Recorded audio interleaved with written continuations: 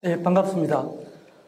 부산대학교 안홍구입니다. 방금 소개받은 대로 거의 40년을 언어 연구를 해왔었고, 오늘은 제 주전공은 아닙니다만은 누구나 관심이 있는 서남아시아의 천문학에 대해서 제가 아는 범위 내에서 또 제가 공부한 내용을 소개하려합니다. 오늘 강의를 시작하겠습니다. 원고는 상당히 많은 양을 다루고 있는데 그거 다 얘기하려면은 2시간으로 안 되기 때문에 사실의 나열로서 여러분이 원고를 보더라도 쉽게 기억이 될 수 있는 것들은 그냥 쑥쑥 지나가고, 그냥 원고만 읽어서는 잘 이해가 되지 않거나 또는 원고에 그림은 덜렁거려 놓고 설명이 없는 부분 같은 거, 천문학의 사전 지식이 필요한 부분들은 제가 좀 자세하게 설명을 하는 형태로 나가고, 지금 여러분이 보고 계시는 이 그림은 제가 오늘 강의를 위해서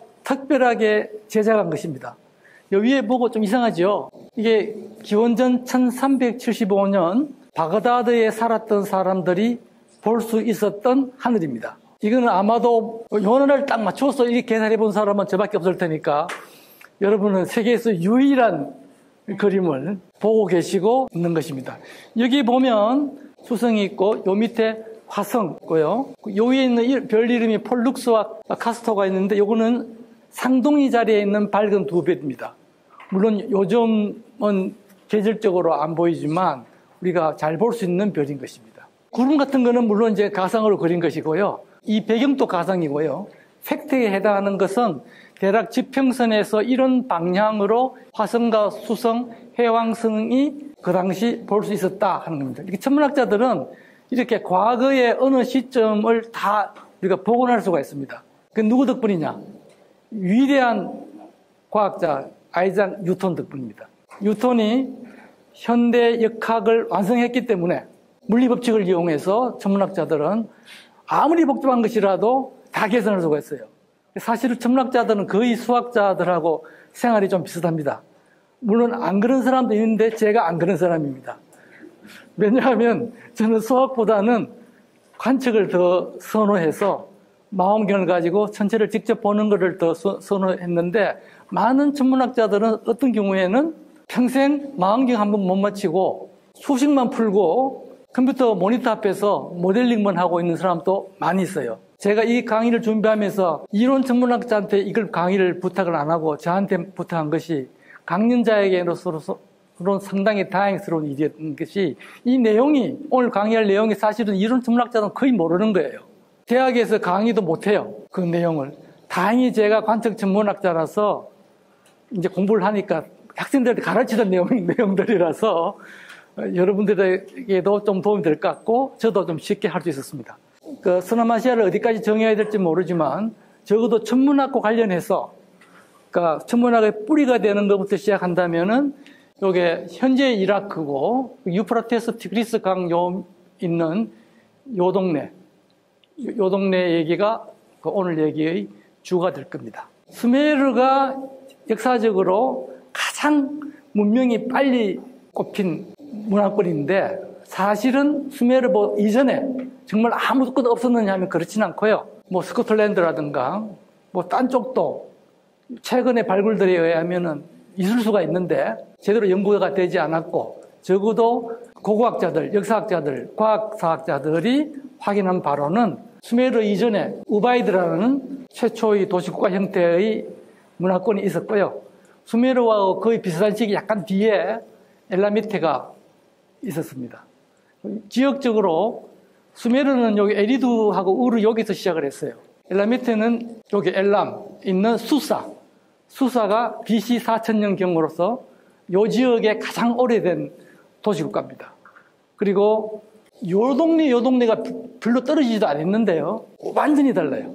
이쪽은 처음에는 수메르인들은 독립적인 하나의 종족들이고요, 그걸 계승한 바빌로니안은 셈족 계통이에요. 아카디언 다 셈족 계통인데, 요 동네는 얼마 떨어지지 않았는데 셈족도 아니고 유럽이나 인도 계열도 아닌 독특한 자체적인 독립적인 그 인종이 거기서 문화를 일구었어요. 초반에는 이 동네 사람들한테 주로 구박을 받아가지고 많이 힘들었고요.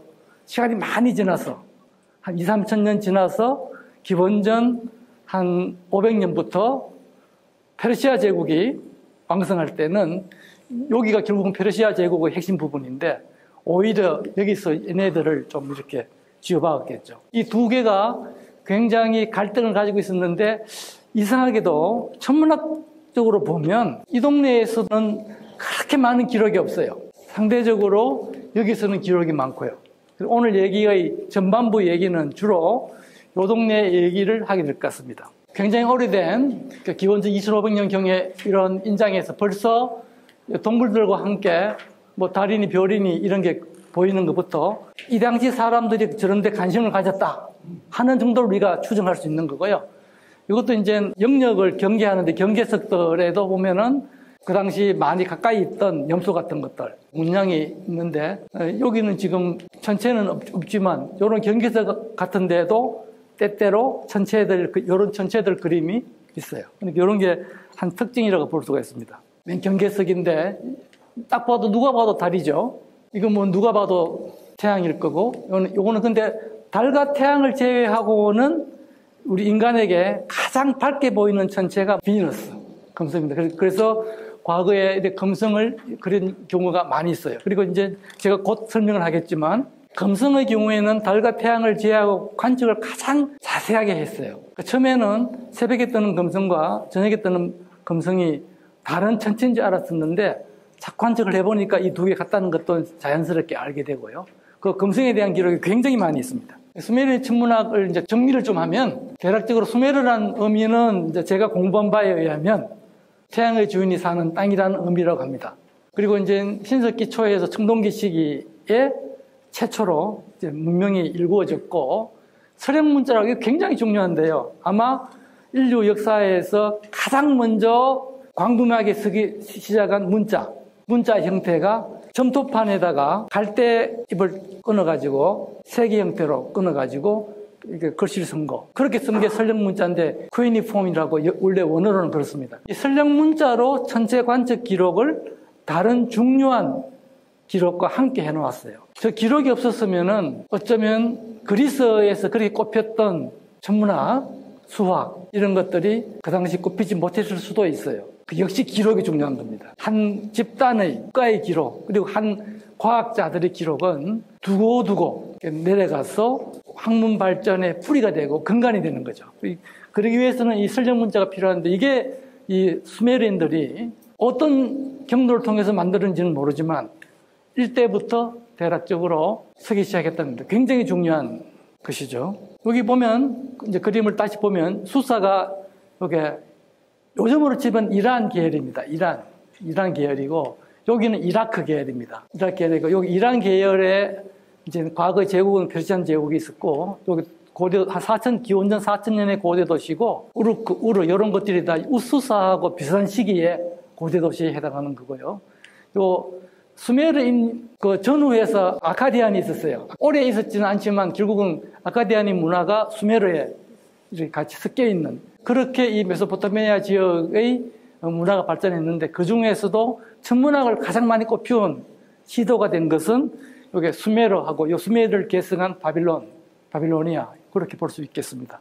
이거는 벌써 기원전 한 3,300년경에 태양이나 달이나 금성에 대한 기록을 남긴 인장입니다. 벌써 기원전 3,500년이면 세계 어느 지역이든 간에 이집트 오래된 문명이 하나죠. 거의 이 메소포타미아 문명하고 거의 상벽을 이루도록 오래된 데인데 중국은 그보다는 조금 늦고요.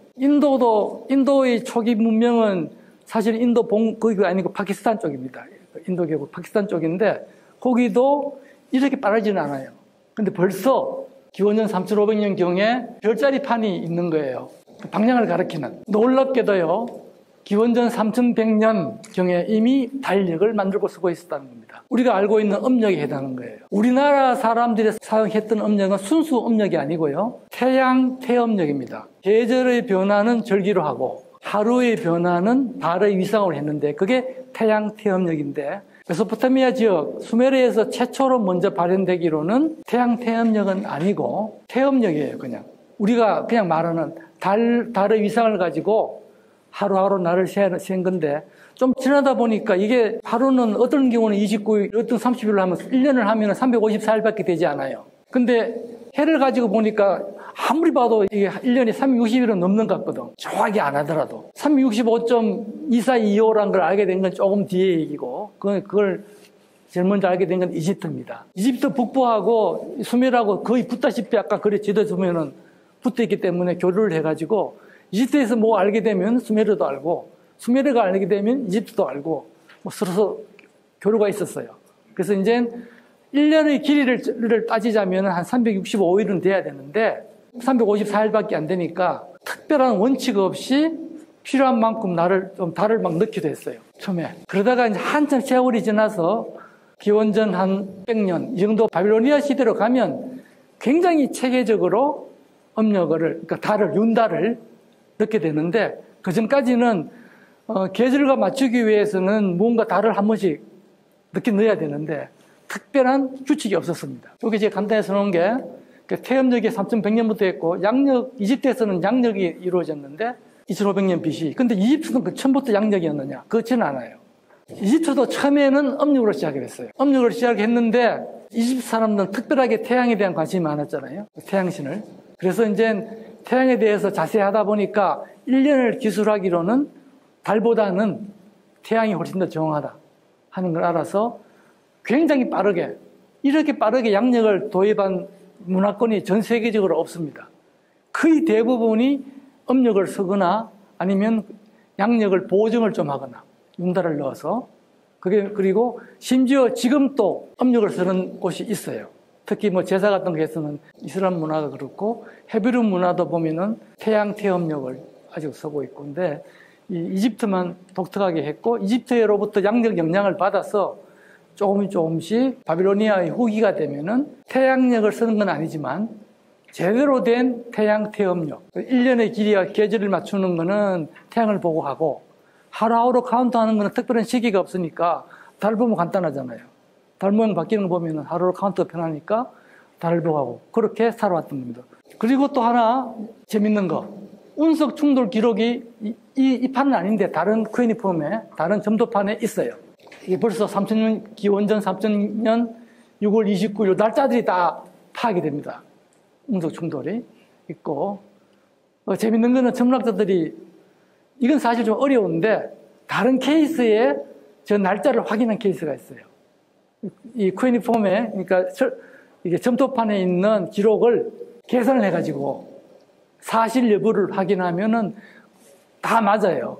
그러니까 이 기록이 굉장히 정확하다는 걸 알 수가 있어요. 그 다음에 금성이 구별할 수 있었던 것도 됐고, 그 다음에 이제 금성만 관심 가진 게 아니라 자기들이 자주 보게 되는 별, 대표적으로 알데바란 황토자리의 어떤 별, 알데바란 같은 것들에 대한 기록이 있었고, 해시계를 이미 사용하고 있어가지고, 단지 이게 24시간을 하지 않고 2시간씩 했다는 기록이 있습니다. 황도 12궁에 해당하는 별자리들을 소개하는 거고요.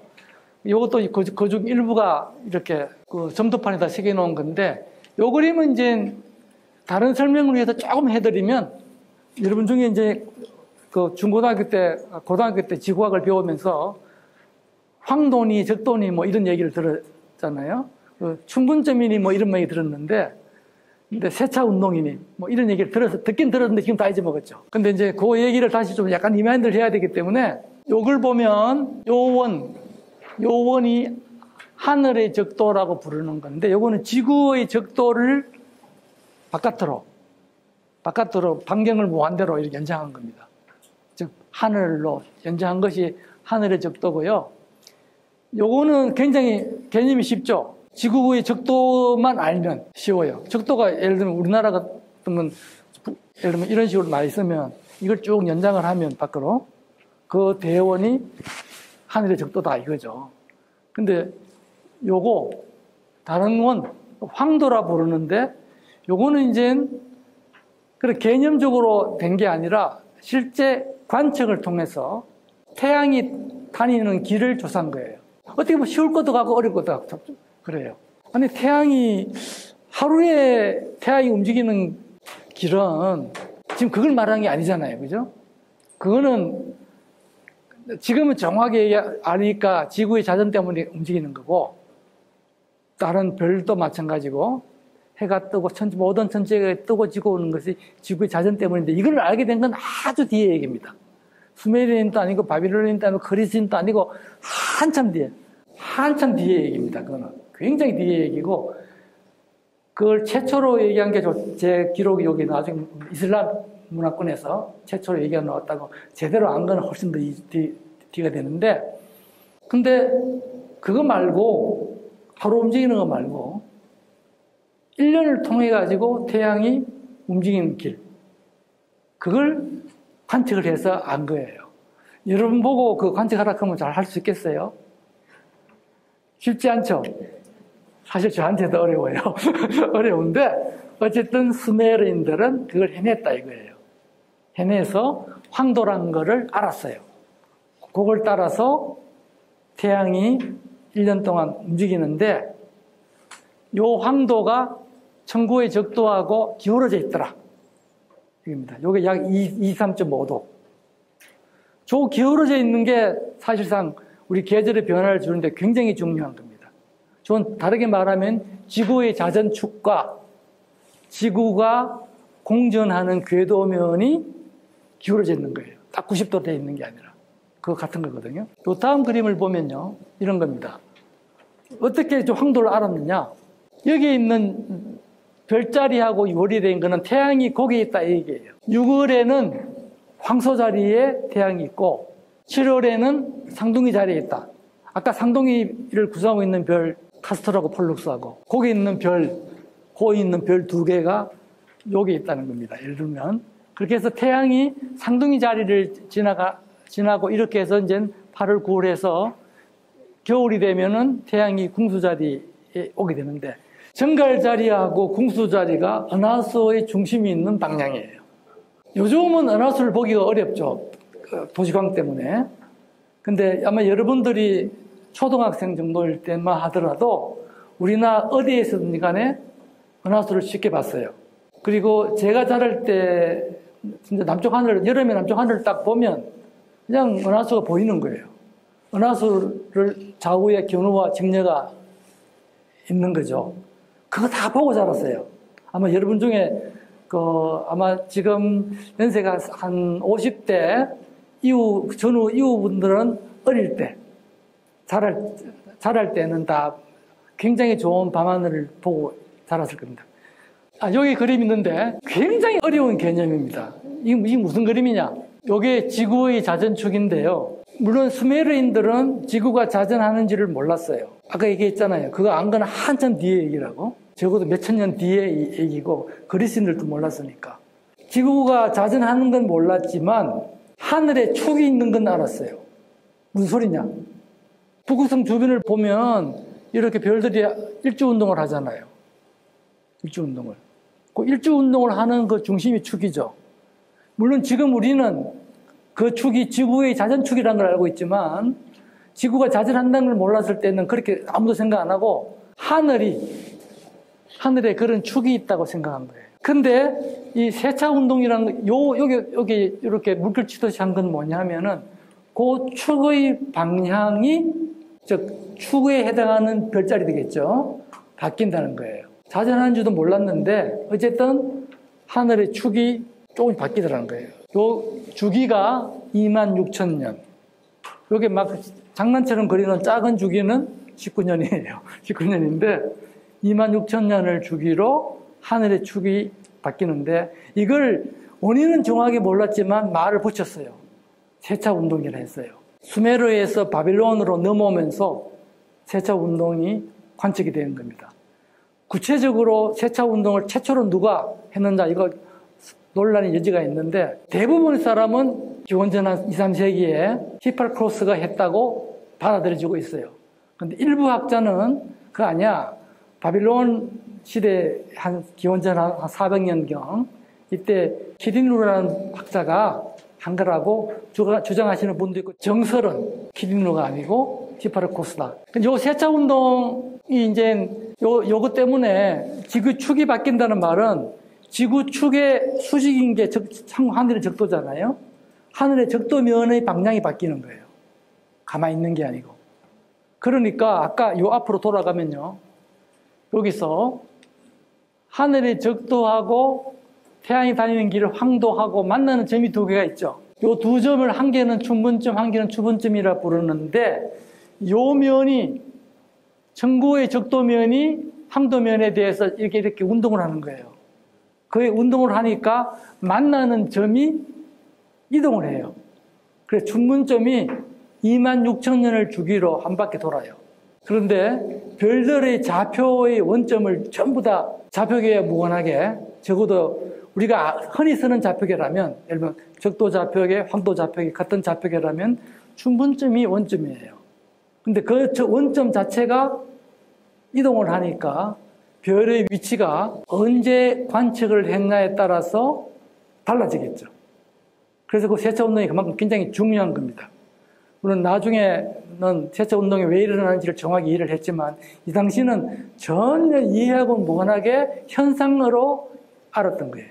그래서 천문학은 어떻게 보면 관측에 기반한 학문이에요. 관측이 사실은 알파의 오메가인 학문인데 요즘 많은 천문학자들은 관측은 안 하고 계속 컴퓨터 앞에만 앉아 있어요.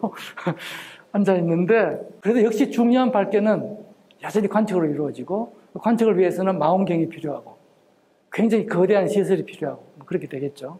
바빌로니아 천문학은 넘어왔습니다. 수메르 천문학을 기본적으로 개성했고요.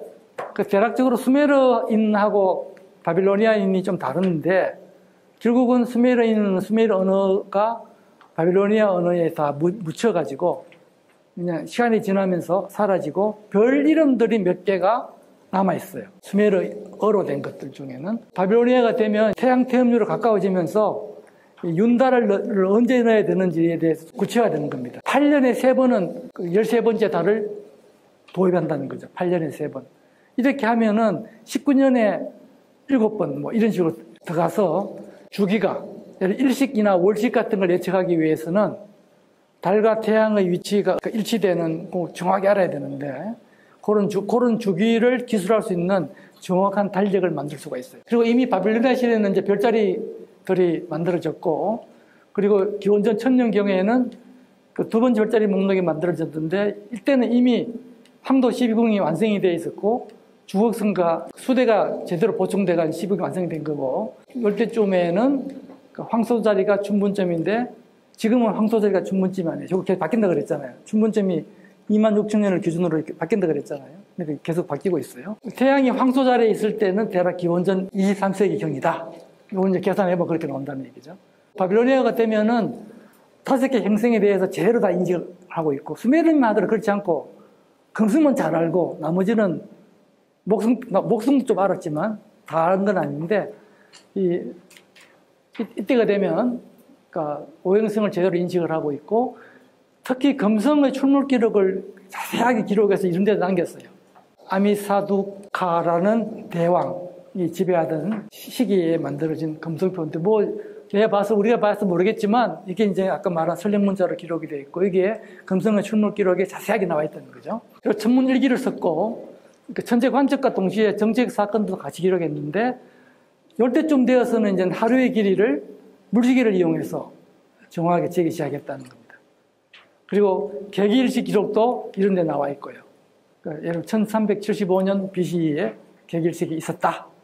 이건 뭐 지금 정확하게 천문학자 잘하는 게 이런 거예요. 이게 사실이야? 계산해봐요. 맞구나. 그래서 알 수가 있는 거죠. 개기일식이라는 이런 겁니다. 요때 장면이 개기일식 장면이고 처음부터 이렇게 될 수는 없죠. 요 밑에 그림에서 보듯이 여기 태양이 있고 여기에 이제 달이 태양에서 온 빛을 가리게 되면 그 중에 봉 그림자가 지구에 도달하면 이 부분에서는 태양이 안 보이겠죠. 이렇게 보이면 이럴 때는 거만식이 생기고 이 부분이 들어와서 지구 표면에 닿으면은 완전 개기일식이 되는 겁니다. 거만식은 이렇게 고리처럼 생기는 걸 말하고 개기일식은 여기 오는 과정에 부분적으로 이렇게 달이 이렇게 운행을 하니까 달 그림자가 태양을 가리는 게 변할 거 아니에요. 그죠? 처음에는 일부만 가리다가 점점 가려서 다 가리게 되고. 다시 빠져나오면은 다시 태양이 보이고 이렇게 되는 게 이제 일식 현상이고, 객일식은 상당히 드문 현상이에요. 객일식이 일어나려면 지구 탈대양이 완전히 일직선상에 있어야 되는데 그건 좀 쉽지가 않아요. 대략 일직선상에 있을 수 있지만 완전 일직선은 그렇게 쉬운 일이 아니라서 흔히 자주 일어나지는 않습니다. 그렇다고 안 일어나지는 않고. 요거는 역사적으로 아주 유명한 객일식 관측. 1919년 아인슈타인의 일방상대성 원리가 여러 가지를 예측했는데 그게 너무 어려워요. 그래서 1905년에 아인슈타인이 특상생 이론을 발표했고 1915년에 일방상승 이론을 발표했는데 특상생 이론 많은 사람, 고등학생 따라갈 수가 있는데 일방상승 이론은 그걸 일반화시킨 거라 가지고 수학적으로 어려워요. 그걸 누가 몇 명이 이해할 수 있을지 참 어려운 건데 관측으로 증명하지 않으면 이거 아무도 안 믿는 거예요. 그래서 에딩턴이, 아인슈타인은 독일 사람이고 에딩턴 영국 사람이고 그 당시 1차 대전이 막 끝날 때쯤인데 적대 국가예요. 그럼에도 불구하고 아인슈타인의 발견의 중요함을 알아가지고 영국 왕실에다가 아인슈타인의 이론이 맞는지 틀리는지를 확인해야 된다. 이게 맞다면 이거는 세계가 완전히 바뀌지는 거다. 세계의 파라다임이 바뀌는 거다. 문명이 바뀌는 거다. 이렇게 해서 진정을 해가지고 왕실에서 적대국 학자가 발표한 그를 증명할 수 있는 실험대를 보냈어요. 그게 아프리카에 1919년에 일어났던 객일식. 이 객일식을 에딩턴이 영국 왕실의 정부의 돈을 받아가지고 배를 타고 가서 관측해서 일반 상대성 이론에서 예측했던 별이, 태양이 여기 있고요. 여기 별이 있으면 이렇게 지나가면 태양이 없으면 이렇게 지나가 버릴게. 태양 때문에 가다가 꺾여가지고 경로가 바뀐다는 거예요. 이게 예측이 됐거든요. 구체적으로 얼마나 바뀌는 건지 태양 질량에 따라서 이 별이 어떤 위치에 있으면 얼마나 바뀌는지 다 계산이 가능해요. 그걸 예측했는데 이거를 관측하면 상대론의 진위를 알 수 있는 거 아니에요. 그래서 관측한 게 이 현상입니다. 그래서 이거는 일식 중에서 역사적으로 무지무지 중요한 거. 이 결과 에딩턴이 상대론이 옳다 하고 얘기한 겁니다. 물론 지금은 이거 말고도 수도 없이 많은 현상들을 관측해가지고 상대론이 옳다는 거는 뭐 이미 도저히 부인할 수 없는 상태지만 이럴 때만 하더라도 상대성 이론이 옳은지 그런지를 확인할 필요가 있었는데 요 객일식으로 했다는 거예요. 근데 이런 객일식을 관측할 수 있었던 것은 뭐겠죠? 미리 객일식이 일어나는 것을 예측을 했기 때문에 한 거예요.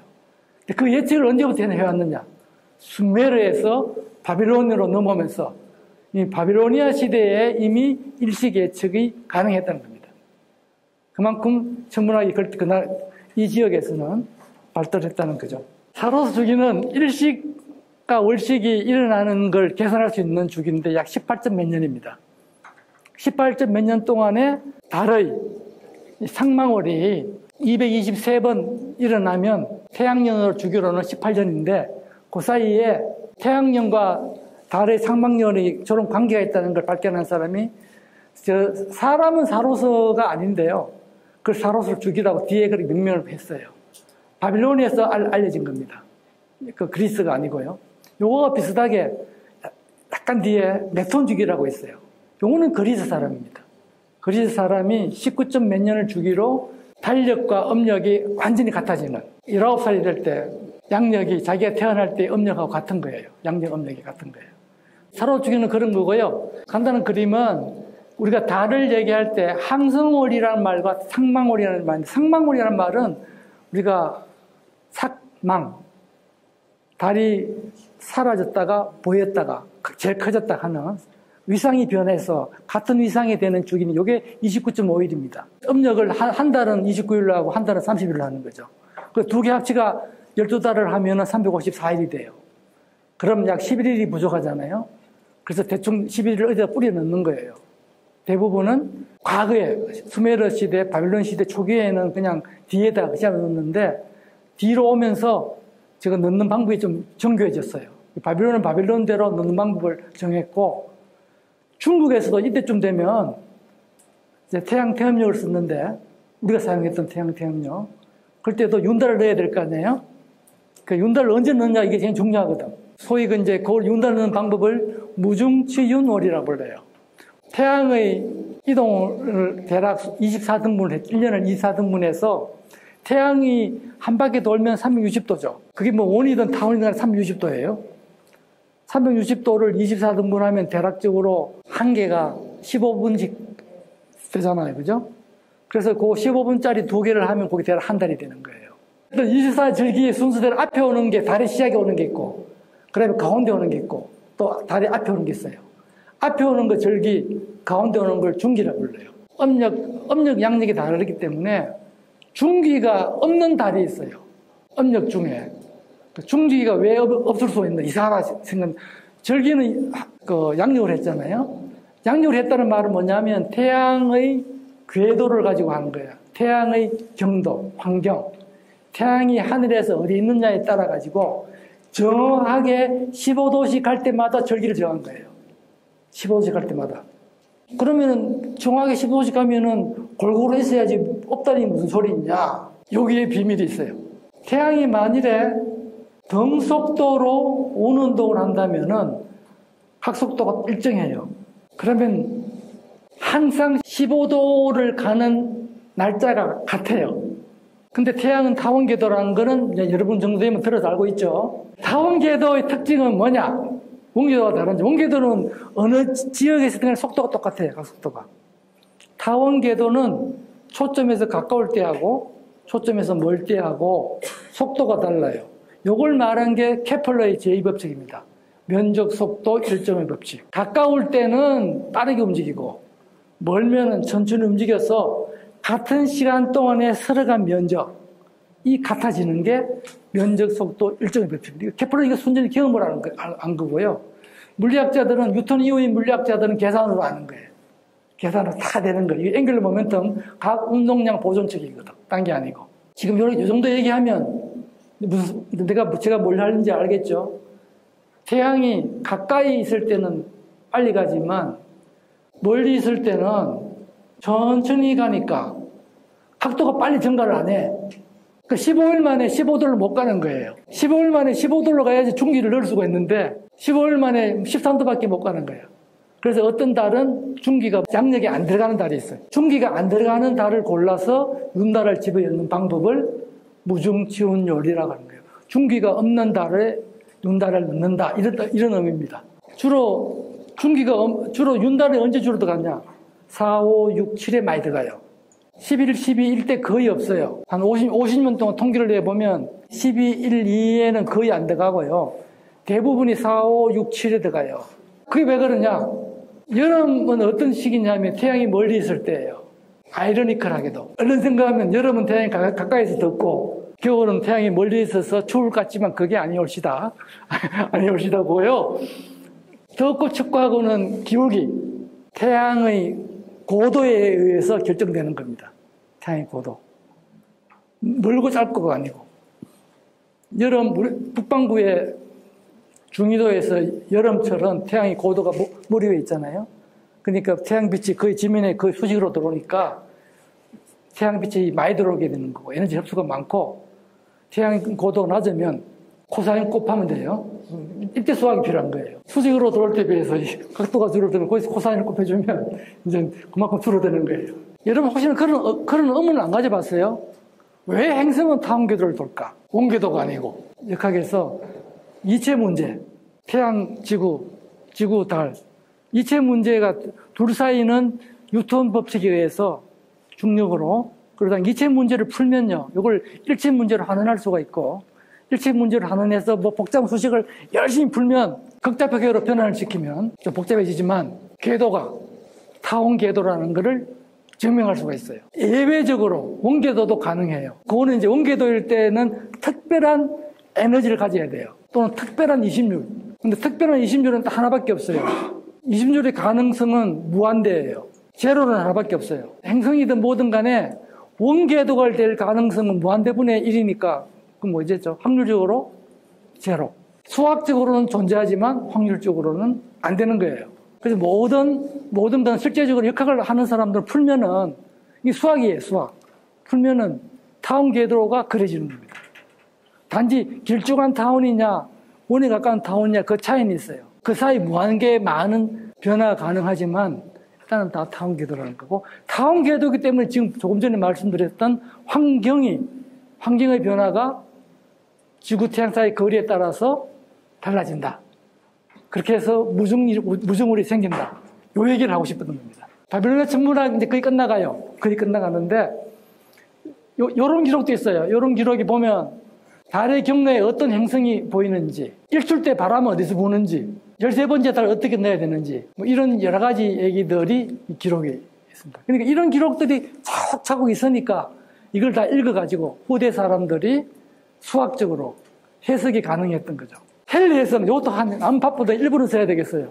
지금 정말 유명한 해석이잖아요. 여러분들 나이 연세면 86년에 다 살아계셨죠?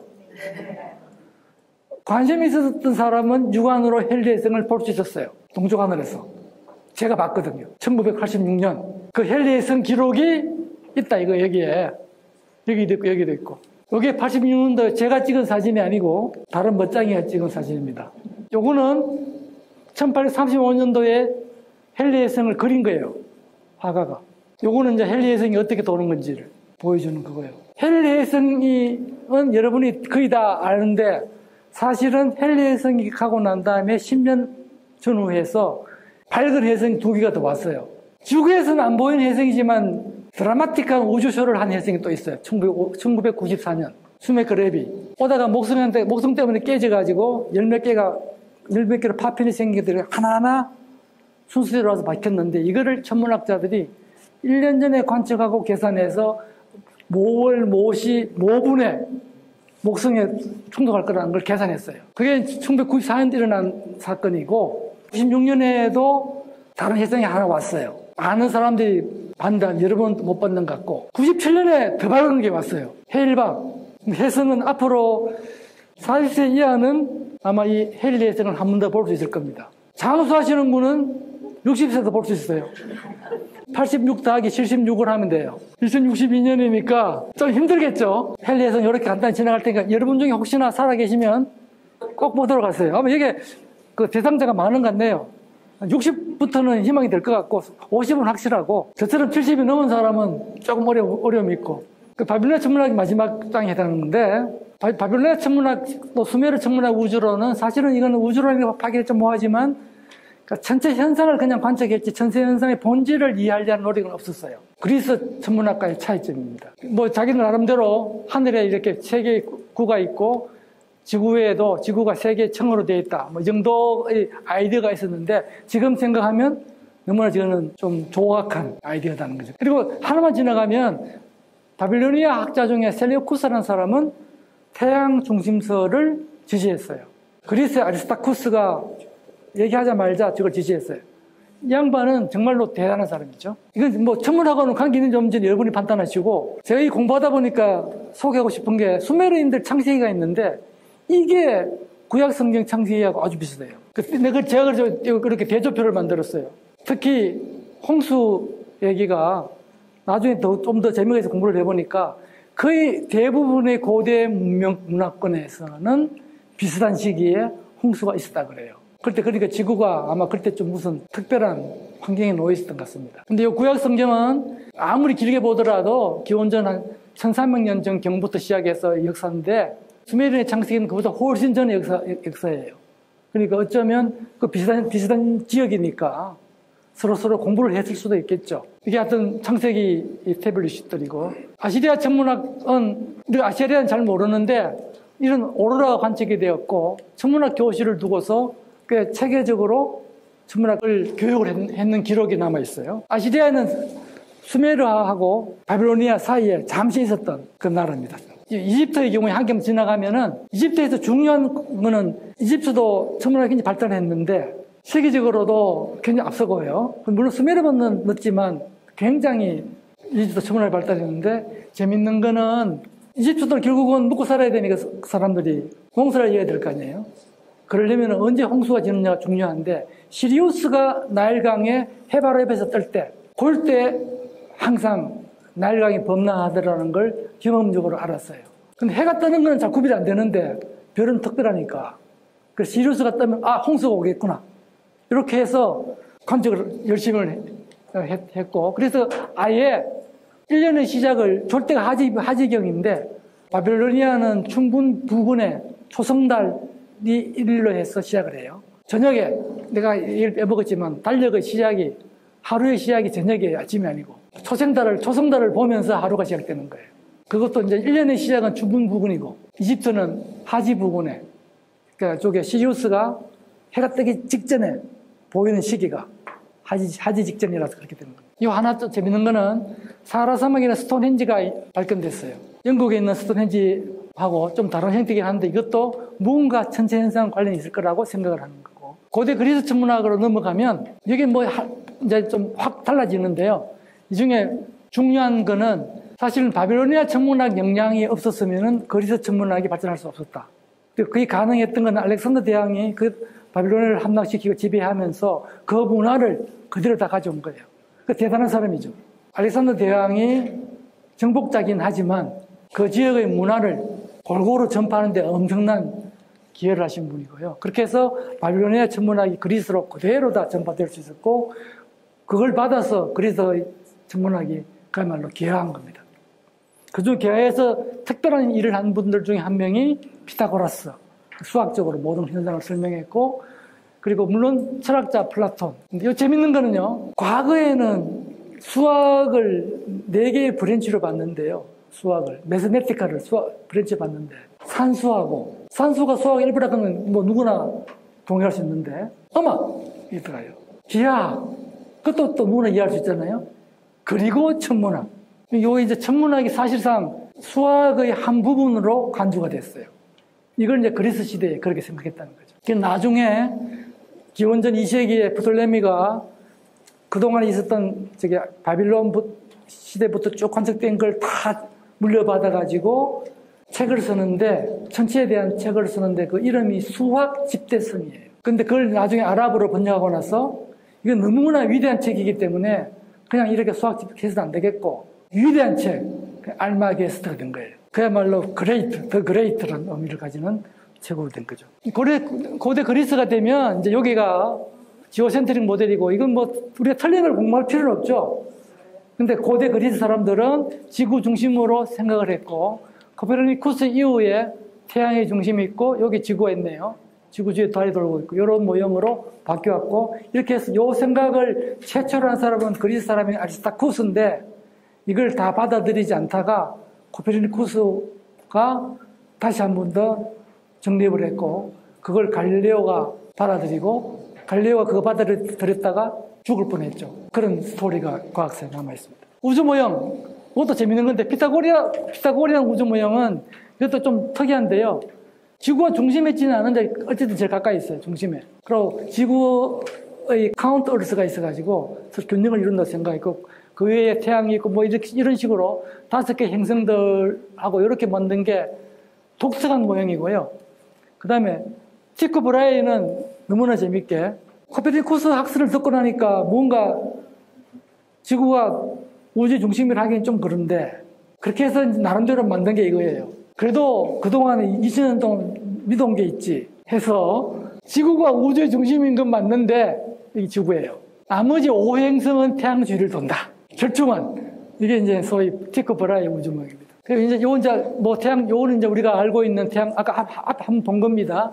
요거는 아리스토텔레스부터 시작해서 내려와서 프톨레마이오스가 확립한 그런 게 지구 중심설이고, 요게 아까 말한 그 사모스 아리스타쿠르스가 태양의 중심에 있다라고 만들었는데, 아무도 이 사람 말을 억셉트하지 않았는데, 아까 셀라쿠스가 그 바빌로니아 사람은 이분 말을 받아들였죠.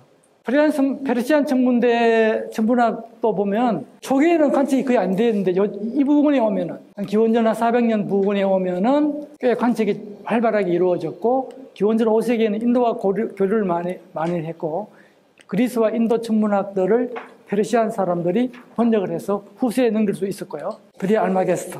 이건 이제 그야말로 이 수학 집대성인데, 이제 아랍어로 9세기경에 번역되면서 7세기와 9세기 번역되면서 알마게스트라는 이름으로 붙었고요.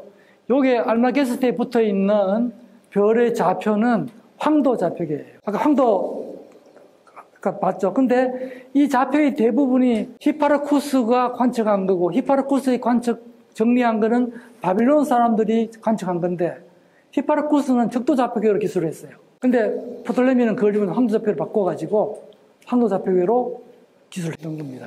이건 라틴판이고, 원래 원전은 그냥 성문만 남아있고 책으로는 전달이 안 되고 있고, 만약에 알마게스트가 없었으면은 이 위대한 작업이 후세에 전달 안 될 뻔했는데, 이슬람 문화가 인류 문화사에서 크게 기여한 것 중에 하나는 번역을 해서 알마게스트를 남겼다는 거. 그런 걸 들 수가 있어요. 정리만 하면 이런 겁니다. 이슬람 시대에 오면서 본격적으로 수학을 많이 써서 천체 현상을 설명했다. 그전에는 주로 경험으로 했다면 그런 차이가 있는 거고요. 그리고 수학을 좋아하다 보니까 프톨레미 모형의 도전도 해보고, 아주 중요한 거, 드디어 자전에 대한 얘기가 나와요. 자전을 한다는 생각을 한 970년에 처음으로 생각을 하게 되었고, 자전 때문에 천구 일주 운동이 된다는 걸 13세기에 이제 알게 되고, 요 두 가지 현상은 과학사에서 굉장히 중요합니다. 지구가 자전한다는 걸 알게 된 거. 그 외에는 그다지 중요하지 않고, 여기 쭉 보면 이슬람 문화가 유럽에도 영향을 끼치고 중국도 끼쳤는데 우리나라도 영향을 끼쳤어요. 실질상 내외편의 회해력을 해석한 거예요. 회해력은 원나라 역사예요. 원나라 역사는 아랍인들의 영향을 받아서 만든 거예요. 그리고 우리나라도 결국은 아랍의 역사의 영향을 받은 거예요. 7, 9세기에는 기록이 거의 없다. 그런 정도고, 이때 수피란 또 뛰어난 학자가 있었는데 별자리 그림도 그려서 독립적인 아랍의 문화가 나왔다는 거고, 요건 사마르칸트에 있는 당대 최고의 천문대, 별을 일어나면 아랍의 유산, 요거를 정리하겠습니다. 알골, 악마의 별. 왜 악마의 별이라 부를까? 이 별의 밝기가 굉장히 변해요. 대부분의 별은 병광성이라 하더라도 초신성 이런 게 아니면 다 1등성 이내 정도밖에 조금밖에 변하지 않는데, 얘는 보세요. 2.1등성에 3.4등성이니까 1등성 이상 변하니까 육안으로도 밝기 변화를 알 수가 있어요. 그래서 이제 하늘의 상징은 뭐예요? 변하지 않는 거잖아요. 천체는. 그 얘가 막 변하니까 악마가 깃든 별이다. 이렇게 또 상상을 하는 거죠. 사실 그건 아니고, 제가 이제 두 개의 별, 엄밀히 말하면 세 개의 별인데 한 개 좀 떨어져 있고, 두 개의 별이 서로 돌면서 한 별이 한 별을 가리는 거예요. 식을 일으키는데, 뜨거운 별이 가려지면 많이 어두워지고, 차가운 별이 가려지면 덜 어두워지고, 두 개가 다 보이면 밝고, 그렇게 해서 이제 직상성 때문에 생기는 건데, 그 당시는 그런 거 몰랐으니까 이상하다고 생각했었죠. 여기 또 뭐 이게 알데바란이라는 게 또 수메르 사람들이 되게 좋아했던 별인데, 얘를 따라다닌대요. 얘가 이쁜 처녀래요. 플레이아데스가. 그래서 따라다닌대요. 뭐 그런 전설이 있는 것 같아요. 마지막 장입니다. 여러분 잘 아는 견우성. 요게 견우성이에요. 견우성 모르면 그건 좀이죠. 직녀성은 모르면 그건 더 좀이죠. 가장 여름철에 제일 이쁜 별이 직녀성인데, 직녀성은 유명한 별, 다 알 수 있는 별이고, 은하수를 두고 견우와 직녀가 있으니까 여러분도 조금만 관심을 가지면 알 수 있는 별입니다. 요거는 이제 같은 은하수에 있는 백조자리. 혹시 백조자리도 여러분 많이 들은 거죠? 뭐 진짜로 이렇게 꼭 백조 같아요, 이렇게. 근데 사실은 요 별이 여기가 머리고 여기 꼬리예요. 대내별한 요게 의미가 암탉의 꼬리라는 뜻이래요. 저걸 놀랍게도 제가 이번에 알았어요. 그동안 모르고 있다가, 요게 꼬리라는 건 알았지만 요런 의미를 가진다는 거는, 그래서 사람은 강의를 준비한다, 책임감이 있잖아. 하나라도 더 가르치고 싶은 거야. 공부 열심히 했어요, 한 달 동안. 그 결과가 오늘 제 강의를 이루었습니다. 이게 마지막이라 그랬으니까 약속을 지켜야 되니까.